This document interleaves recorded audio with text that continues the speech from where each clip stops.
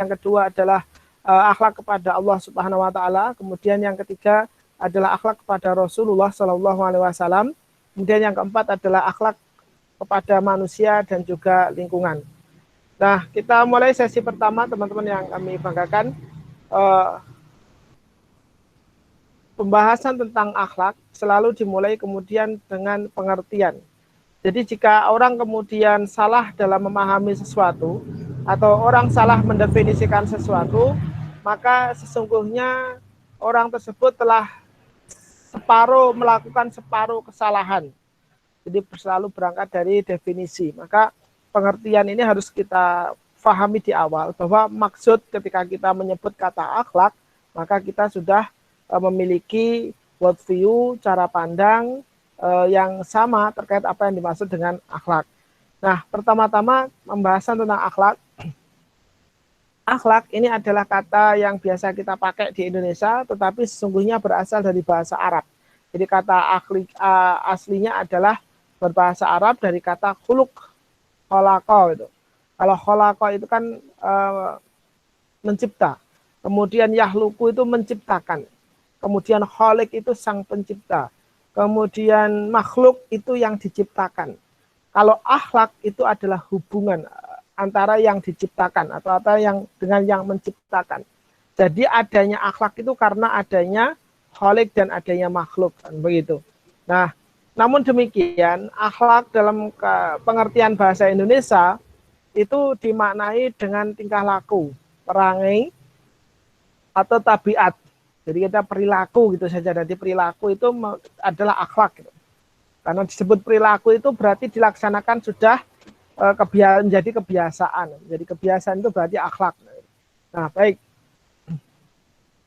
Yang kedua, akhlak secara etimologis atau secara istilah adalah kekuatan jiwa yang mendorong perbuatan secara spontan tanpa dipikirkan lebih dahulu.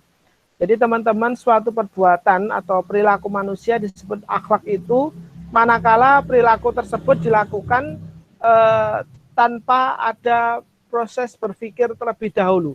Artinya itu adalah spontanitas yang kemudian keluar dari kebiasaan kita. Jadi misalnya kita kesandung gitu. Kita kesandung kemudian kita menyebutkan astagfirullahaladzim itu. Maka kita saat itulah kemudian akhlak kita seperti itu. Tetapi kemudian kalau kesandung kemudian menyebut nama hewan di kebun binatang itu ya, kayak gajah begitu, ya itu berarti akhlaknya adalah sekelas hewan-hewan seperti itu. Nah, jadi akhlak ini secara spontanitas kemudian tidak melalui proses berpikir.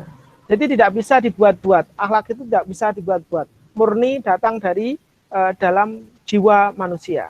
Nah, oleh karena itu, para ulama sepakat bahwa akhlak itu memiliki arti pribadi yang telah, kualitas pribadi yang telah melekat pada jiwa. Jadi akhlak itu adalah sebuah perilaku yang sudah menjadi karakter, yang sudah terbangun dalam jiwa sehingga kemudian menjadi perkara yang sudah terbiasa atau kemudian menjadi sebuah melekat ya pada jiwa. Gitu. Jadi melekat pada jiwa itu artinya sudah ringan dikerjakan dan menjadi perkara yang yang spontan, jadi ya sudah kebiasaan sehari-hari begitu. Nah, ini akhlak, pengertian akhlak. Maka kalau kita membahas akhlak, sesungguhnya saat itu juga kemudian kita membahas tentang perkara yang kemudian sudah melekat pada diri seseorang. Ketemu temannya mengucapkan salam itu akhlak yang baik. Ketemu temannya kemudian misuh itu akhlak yang tidak baik. Kenapa? Karena itu sebuah kebiasaan saja. Nah, teman-teman yang kami banggakan, ternyata di Indonesia ketika kita mengkaji masalah akhlak, ini banyak istilah atau kemudian banyak sebutan orang Indonesia ketika membahas tentang perilaku. Sebut saja etika gitu. Etika ini juga istilah yang digunakan oleh orang Indonesia untuk menyebut perilaku atau aktivitas manusia. Moral juga sama. Moral itu juga digunakan untuk membahas perilaku manusia. Kemudian akhlak itu juga digunakan di Indonesia. Namun dari ketiga istilah, dan mungkin nanti ada 4 ya, adab gitu. Yang keempat ya adab gitu ya. Nah, yang keempat adab. Nah, dari keempat istilah ini masing-masing memiliki persamaan dan persamaannya adalah semuanya membahas tentang perilaku manusia. Tetapi ada perbedaannya. Perbedaannya apa? Kalau etika itu ada ukurannya adalah akal. Jadi setiap manusia itu memiliki kadar akalnya masing-masing. Setiap manusia memiliki standar kepantasan masing-masing. Jadi memiliki standar kepantasan masing-masing. Karena akal, di satu sisi kita kemudian berangkat ke pasar, kemudian kalau kita ke pasar, kemudian kita tidak pakai jilbab, itu kita malu. Karena kita terbuka aurat, misalnya bagi perempuan seperti itu. Tapi bagi orang lain yang kemudian mereka juga menggunakan akal mereka, ke pasar pakai jilbab itu sumuk, maka ke pasar itu nggak pakai jilbab. Itu standar akalnya. Jadi etikanya tiap orang punya kadar ukuran etika yang beda-beda. Moral itu membahas perilaku manusia, tetapi kadar ukurannya adalah tradisi atau adat budaya masyarakat tertentu. Contoh misalnya, boncengan laki-laki perempuan yang bukan muhrim ketika dilakukan di Aceh, itu termasuk pelanggaran hukum. Dan kemudian ditangkap oleh polisi syariat. Jadi sangat tabu sekali jika ada laki-laki perempuan yang kemudian bukan muhrim, tidak punya hubungan keluarga, tetapi kemudian boncengan. Maka itu menjadi sebuah pelanggaran hukum. Tetapi di Ponorogo misalnya, boncengan laki-laki perempuan yang tidak memiliki hubungan keluarga atau bukan muhrim itu perkara yang biasa. Maka secara moral beda ukurannya gitu. Bagi boncengan laki-laki perempuan yang bukan muhrim, secara moral di Ponorogo ya masih standar moral atau kemudian tidak menyeleweng dari moral atau tidak termasuk perkara yang amoral begitu. Tetapi kalau di Aceh, boncengan laki-laki perempuan yang bukan muhrim itu termasuk perbuatan amoral. Jadi harus bisa dibedakan moral ini. Jadi moral itu tatanan. Makanya ada lingkungan yang kemudian berperadaban tinggi, kemudian ada lingkungan yang kemudian berperadaban rendah. Kenapa? Karena standar moral mereka berbeda. Nah, itu kualitas pribadi itu akan menentukan bagaimana kualitas moralnya. Nah, kemudian berikutnya akhlak. Akhlak ini perilaku manusia. Tetapi membahas akhlak itu ukurannya adalah agama. Maka akhlak itu dibagi menjadi dua. Ada akhlak yang baik dan akhlak yang tidak baik. Ada akhlak terpuji, akhlak tercela. Akhlak mahmudah, ada akhlak madmumah. Berbagi menjadi dua. Maka ketika kita mengkaji tentang akhlak ini masih ada dua sisi. Nah, tetapi ada satu lagi yang sudah melekat dalam diri manusia, kemudian sudah pasti baik, itu namanya adab. Jadi kalau orang dikatakan beradab, ya sudah, adab itu tidak ada adab yang tidak baik. Semua adab itu baik. Nah, semua adab itu baik. Jadi kalau akhlak itu masih ada akhlak terpuji, tercela. Tapi kalau adab itu semua ada pasti baiknya. Nah, baik, kita lanjutkan teman-teman yang kami banggakan. Kemudian berikutnya, kalau tadi penjelasan saya tadi diringkas menjadi seperti ini teman-teman. Perbedaan dan persamaan antara ketiga istilah yang bahas dengan perilaku manusia tadi. Perbedaannya ada di parameter atau alat ukurnya. Kalau etika alat ukurnya adalah akal masing-masing. Kalau moral alat ukurnya adalah adat istiadat atau budaya suatu daerah tertentu. Kalau akhlak ukurannya adalah agama Islam. Nah, kita lanjutkan kembali teman-teman. Nah, ketika kita berbicara akhlak, sebagaimana yang saya jelaskan tadi, maka akhlak itu akan terbagi menjadi dua. Ada dua macam, dikategorikan menjadi dua. Akhlak mahmudah atau akhlak yang baik. Kemudian ada akhlak madmumah, akhlak yang buruk. Karena akhlak ini adalah barometernya adalah agama, maka ketika seseorang itu dikatakan berakhlak baik gitu, maka baiknya itu karena standar atau mengikuti tuntunan dari Rasulullah SAW. Jadi perbuatan saya ini termasuk mahmudah, termasuk baik, itu indikatornya apa? Indikatornya manakala perbuatan kita sesuai dengan tuntunan Rasulullah SAW. Maka itu termasuk akhlak yang mahmudah. Kemudian yang kedua, manakala kemudian akhlak kita itu termasuk akhlak yang menyelisihi Rasulullah atau berbeda dengan apa yang dilakukan Rasulullah, maka itu termasuk akhlak yang buruk, madmumah. Kenapa? Karena ukurannya adalah agama. Karena ukurannya agama, maka benar, salah, baik, buruknya dalam perkara akhlak itu ditentukan oleh agama. Maka agama atau Islam, dalam hal ketika kita menyebut agama tentu maknanya adalah Islam, maka ketika kita kemudian sepakat dengan agama Islam, maka secara otomatis akhlak kita itu akan diukur berdasarkan tolak ukur Islam. Kalau kita mampu menyesuaikan diri kita sesuai dengan syariat agama Islam, maka kita itu termasuk orang yang berakhlak baik. Tapi kalau sebaliknya, perilaku kita tidak sesuai dengan syariat agama Islam, maka kita termasuk perilaku yang tidak baik. Nah, kedua perilaku, baik perilaku yang buruk maupun perilaku yang baik, kedua-duanya pasti akan mendapatkan balasan dari Allah Subhanahu wa taala. Jadi dalam Al-Qur'an itu jelas, wa may ya'mal misqala dzarratin khairan yarah. Barang siapa yang berbuat kebaikan sebesar biji zarah, maka dia akan mendapatkan balasan berupa kebaikan. Wa may ya'mal misqala dzarratin syarran yarah. Barang siapa berbuat keburukan sebesar biji zarah, biji sawi, keburukan yang sekecil apapun, maka dia akan mendapatkan balasan berupa keburukan juga. Maka sesungguhnya kita sebagai manusia mendapatkan atau memiliki tanggung jawab untuk kemudian berperilaku atau berakhlak secara baik atau berakhlak secara mahmudah, akhlakul mahmudah tadi. Nah, itu adalah tentang pembagian akhlak.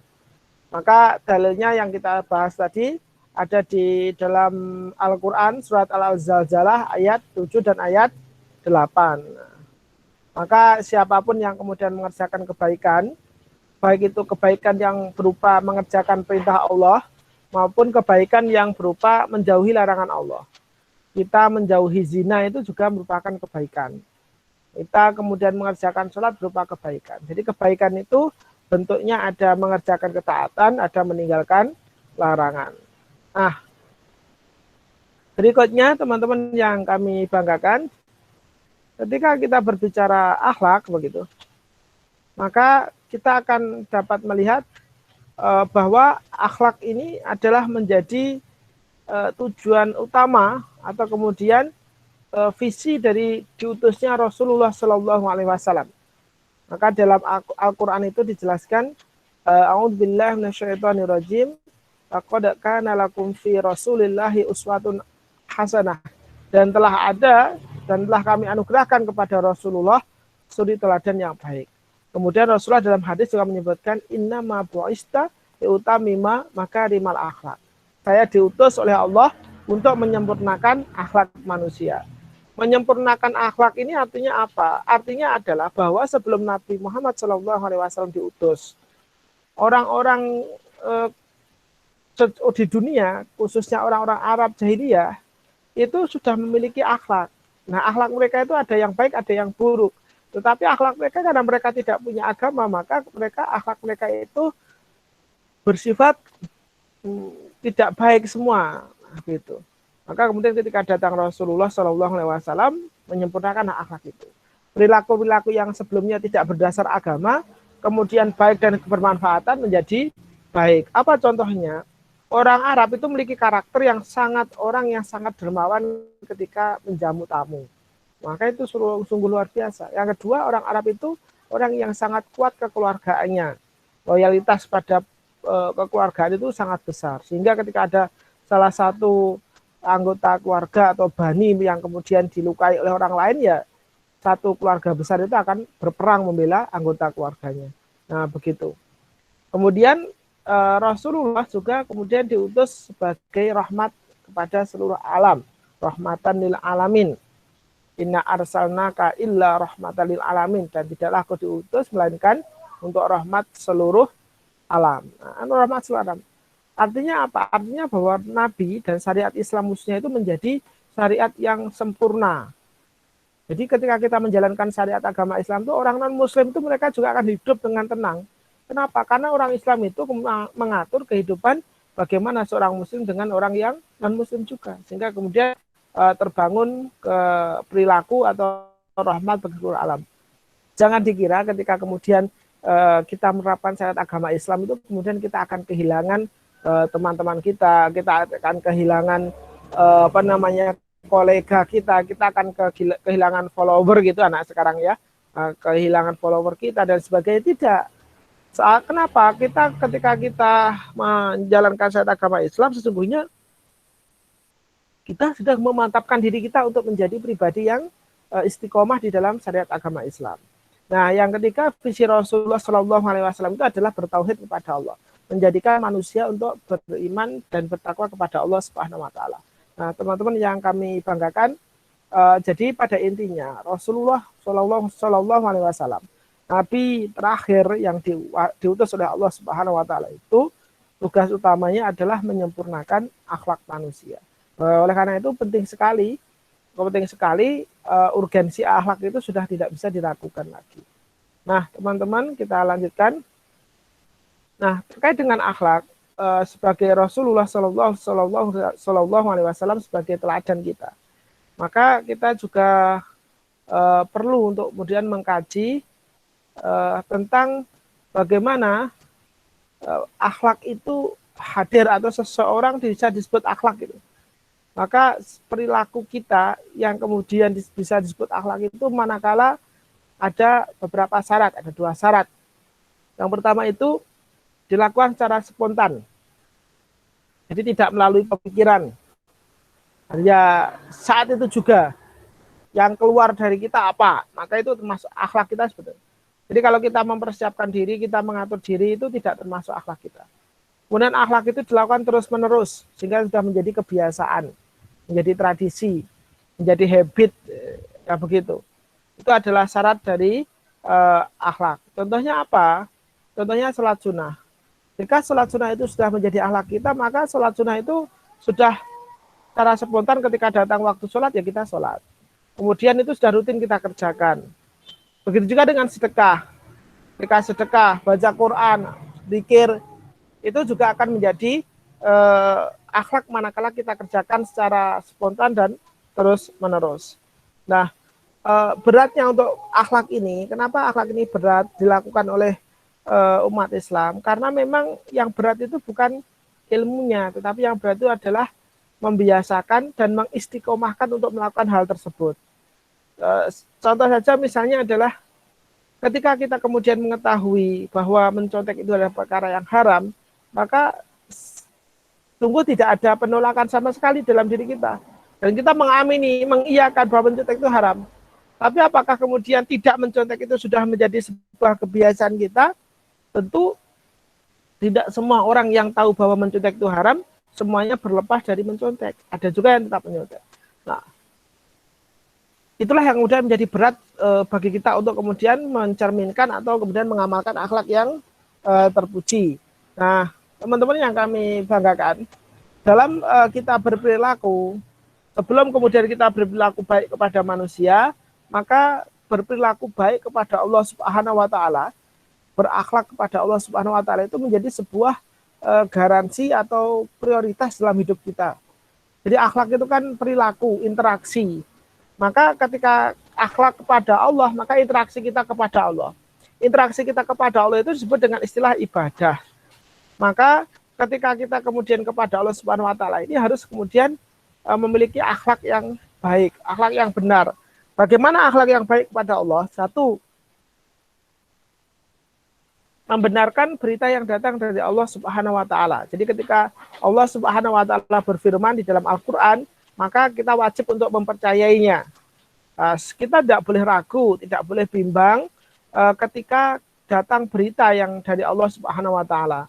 Kenapa? Karena Allah ini adalah pemilik jagat raya dan penguasa keilmu. Maka ketika berita itu datang dari Allah, kita tidak pantas untuk kemudian menentangnya, tidak pantas untuk kemudian berpaling dari hukum Allah tersebut. Dalam surat An-Nisa disebutkan, man astaqa minallahi hadisan. Dan siapakah yang lebih benar perkataannya daripada Allah, ditantang oleh Allah Subhanahu Wa Taala.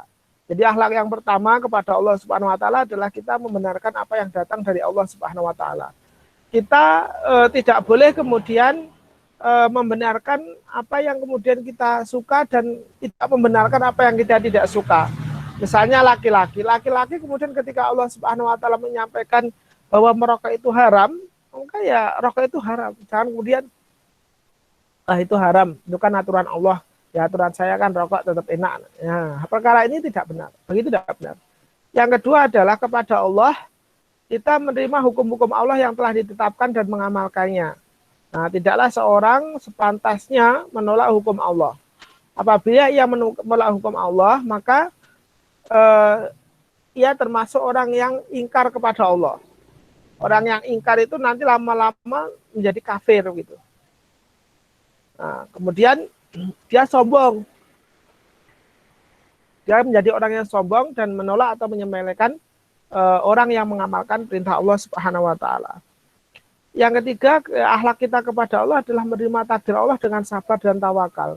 Apapun yang ditentukan Allah Subhanahu wa taala pada kita, apapun kondisi kita hari ini, ya semua itu adalah ketentuan Allah yang harus kita syukuri.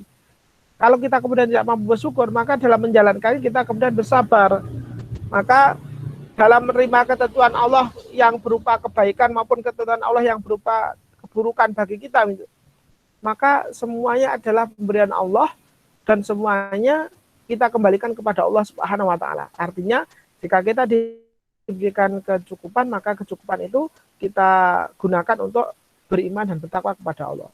Jika kita diberikan kemiskinan, kesulitan, maka kita akan menjadikan kesulitan kita dan kemiskinan kita untuk taat kepada Allah dalam kemiskinan dan dalam kesulitan tersebut. Ya begitu saja.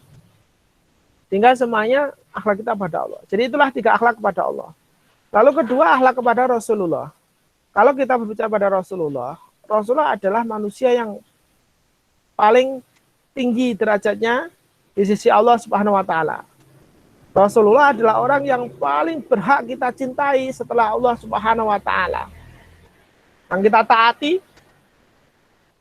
setelah Allah Subhanahu wa taala adalah Rasulullah sebelum menaati orang lain.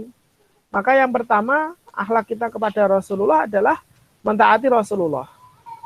Mentaat kepada Rasulullah tanpa tapi, taat tanpa tapi. Sehingga ketika ada perkara yang sesuai selera atau yang tidak sesuai selera, kita tetap taat kepada Allah Subhanahu wa taala. Allah memberikan janji pada orang yang taat kepada Rasulullah, barang siapa yang mentaati Rasul, sesungguhnya ia telah mentaati Allah, dan barang siapa yang berpaling dari ketaatan itu, maka kami tidak mengutusmu untuk menjadi pemelihara bagi mereka. Jadi Rasulullah berlepas diri dari orang-orang yang tidak taat kepada Rasulullah SAW. Yang kedua, akhlak kita kepada Rasulullah adalah membenarkan semua berita sahih yang datang dari Rasulullah. Kita harus yakin bahwa apa yang diucapkan, apa yang dilakukan, apa yang diberikan petunjuk oleh Rasulullah itu adalah wahyu dari Allah Subhanahu wa taala.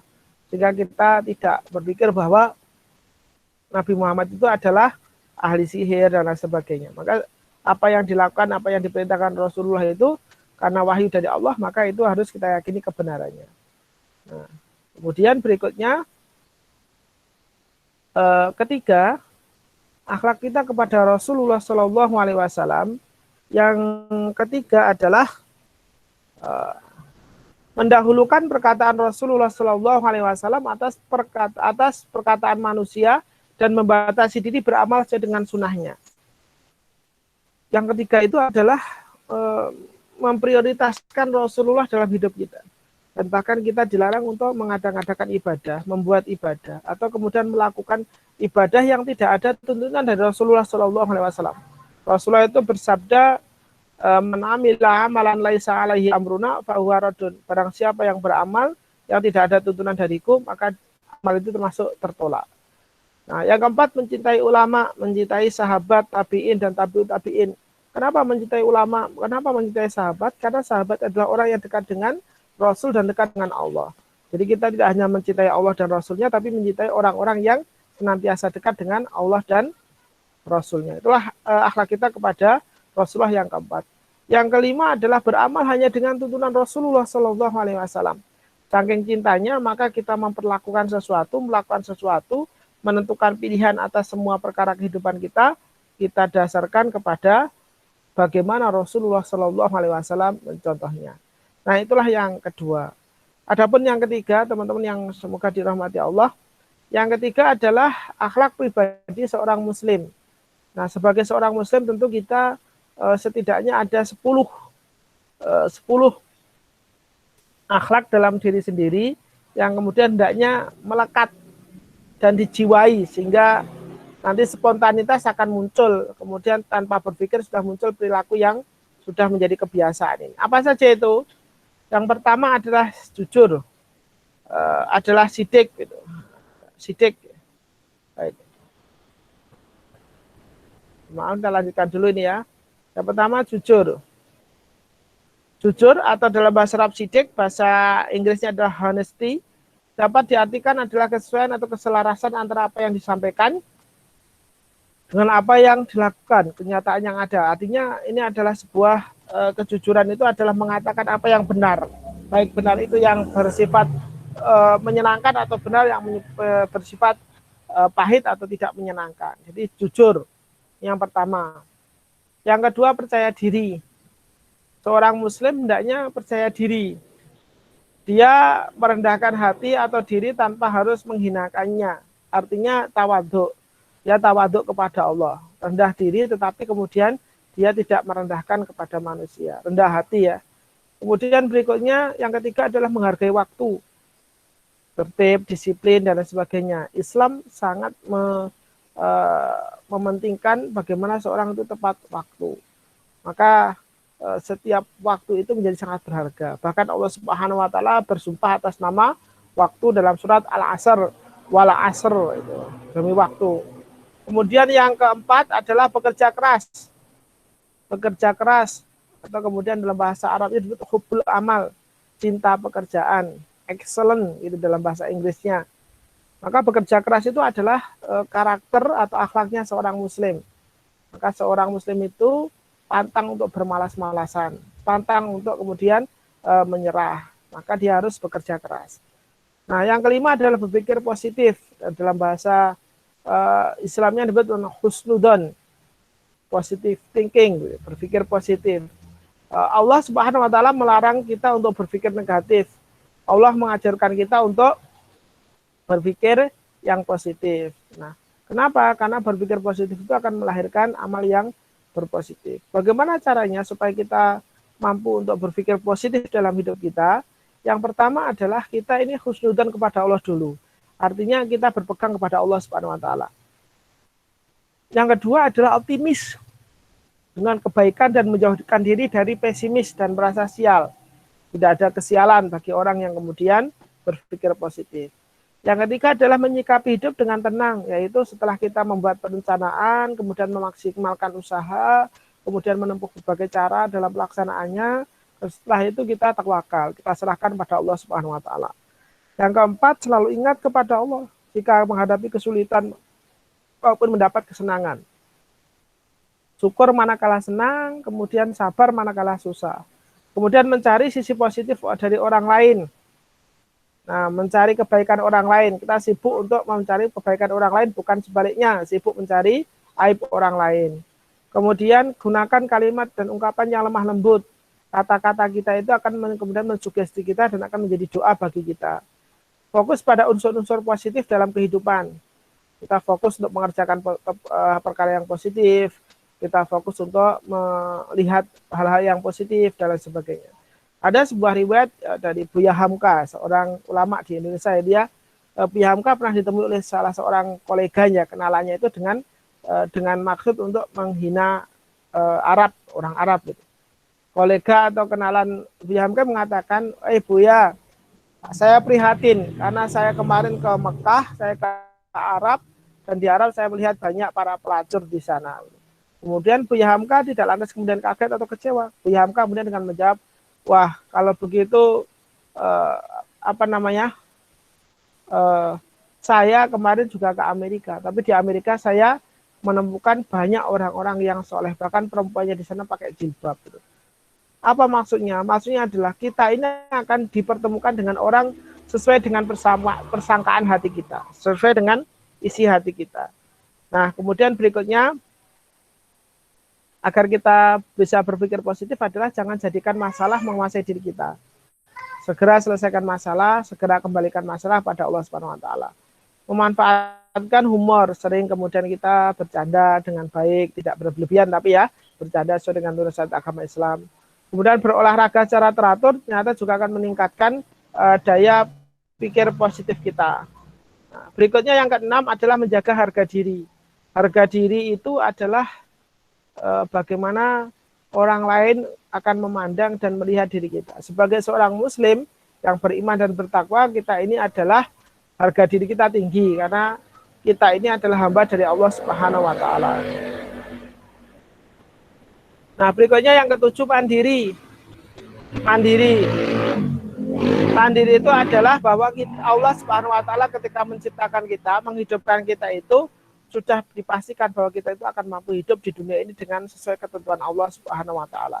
Maka kita harus berusaha untuk kemudian melakukan aktivitas atau berusaha untuk menjadi pribadi yang mandiri. 8, hemat atau hidup sederhana. Sikap hemat dan sederhana ini merupakan kemampuan seseorang untuk mengendalikan hawa nafsunya sehingga ia tidak boros dan juga tidak kikir, tidak terlalu kemudian menghambur-hamburkan uang sehingga mubazir dan tidak terlalu pelit sehingga kemudian terlalu banyak menyimpan atau kemudian mengambil keuntungan pribadi. 9, memelihara amanah, dapat dipercaya. Maka amanah ini maksudnya adalah titipan yang dipercayakan Allah Subhanahu wa taala pada kita. Kita yakin bahwa dunia ini adalah amanah Allah kepada kita manusia, maka tugas kita adalah menjaga.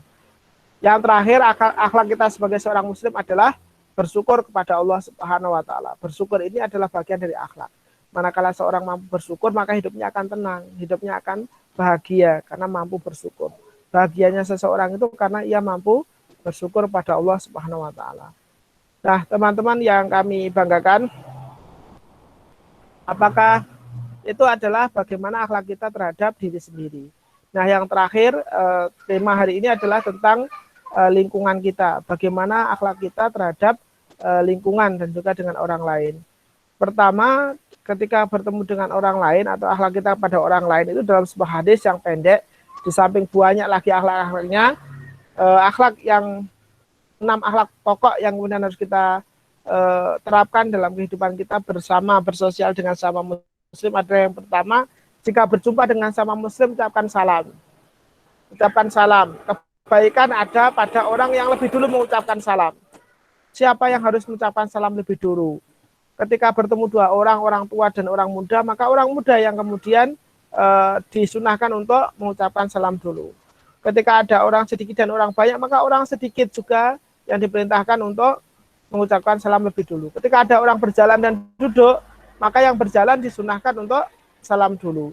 Ketika ada yang naik motor dan ada yang naik sepeda, maka yang naik motor itu yang salam lebih dulu, dan seterusnya. Maka kalau di Indonesia itu, kalau guru di kelas itu, guru mengucapkan salam terlebih dahulu atau dosen mengucapkan salam dulu karena mengambil sunnah yang sedikit mengucapkan salam dulu pada yang banyak. Tapi kalau di Malaysia, kita lihat Ipin Upin itu, yang kecil mengucapkan salam pada yang tua. Itu dua-duanya sama-sama ada tuntunannya. Yang kedua, jika diundang maka datanglah. Datanglah jika diundang. Jika meminta nasihat maka berilah nasihat. Ini adabnya, berikan nasihat. Bisa jadi nasihatmu adalah solusi bagi si peminta nasihat. Jika bersin, kemudian yang bersin mengucapkan alhamdulillah, maka kita mendoakan dengan yarhamukallah. Yang bersin kemudian akan mendoakan lagi yahdikumullah. Jika sakit, jenguklah. Jika ada teman-teman sakit, jenguk. Kemudian jika ada yang meninggal, maka antarkanlah jenazahnya sampai makam. Itu akhlak kepada sesama muslim. Nah, teman-teman yang kami banggakan, untuk berikutnya adalah bagaimana akhlak kita kepada lingkungan. Pada lingkungan, maaf, kita lanjutkan ya. Akhlak kepada lingkungan. Akhlak kepada lingkungan ini menjadi penting karena Allah Subhanahu wa taala sudah mewanti-wanti manusia bahwa kerusakan yang ada di darat dan di laut itu adalah ulah tangan manusia. Bagaimana kemudian dijelaskan dhaharul fasadu fil barri wal bahri bima kasabat aydin nas. Kerusakan di darat dan di laut itu adalah karena ulah tangan jin dan manusia. Maka hendaknya manusia agar kemudian mampu menjadi pribadi yang berakhlak mulia, ada 5 cara. Caranya pertama adalah hendaknya seorang memperhatikan dalil-dalil dari Al-Quran dan Sunnah yang berkaitan dengan keutamaan akhlak terpuji. Banyak mengaji, banyak membahas, banyak kemudian mencari literatur tentang akhlak-akhlak terpuji. Sehingga kita tumbuh motivasi bagi kita untuk memiliki akhlak yang terpuji. Yang kedua, berteman dengan orang-orang soleh agar kemudian kita mendapatkan keberkahan dari orang soleh, terbawa menjadi seorang soleh, kemudian kita memiliki ilmu atau kemudian mencari ilmu dari orang-orang soleh yang kemudian kita datangi atau kita pergauli. Yang ketiga, cara kita akan mendapatkan akhlak mulia adalah hendaknya seorang perhatikan apa yang diakibatkan oleh akhlak yang buruk. Jadi dia selalu hati-hati dalam bertindak, dia pikirkan dulu bagaimana dampaknya, bagaimana akibat dari yang ditimbulkan dari apa yang dia kerjakan. Yang keempat adalah hendaknya dia senantiasa menghadirkan dalam benaknya gambaran akhlak Rasulullah. Yang keempat itu maksudnya adalah dia menghadirkan Rasulullah. Figur Rasulullah itu adalah figur idola bagi dirinya. Dia itu mengidolakan Rasulullah dan menstandarkan perilakunya pada Rasulullah Shallallahu Alaihi Wasallam. Yang terakhir adalah senantiasa berdoa meminta kepada Allah agar dianugerahi akhlak yang mulia. Kita berdoa kepada Allah, semua minta pada Allah agar kita dijaga dari perkara akhlak yang tidak baik. Nah, itu adalah